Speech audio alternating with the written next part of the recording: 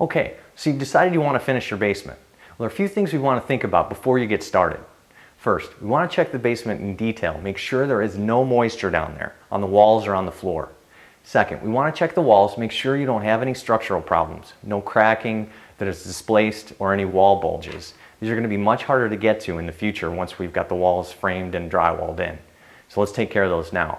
We also want to check the heating and cooling system, make sure all the supply runs have the adjusted dampers right where you need them to be, and you may want to incorporate into your design access to these in the future.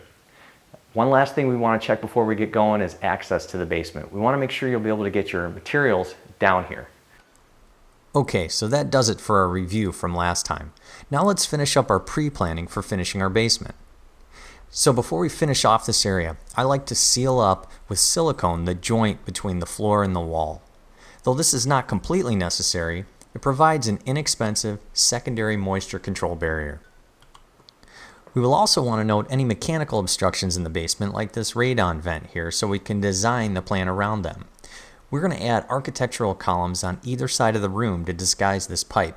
We're going to encapsulate the pipe, create a really cool architectural detail, and there you go. We also want to review beam and mechanical locations at our ceiling and decide how we want to address these. You can drywall or install a drop ceiling. These are probably the most popular, or you can do a combination of both.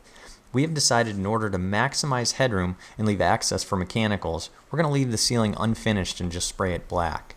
This will give it an urban loft feel. And by painting the ceiling black, we disguise it so your eyes are drawn elsewhere.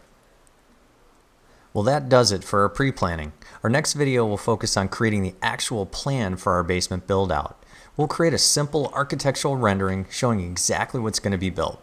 So stay tuned.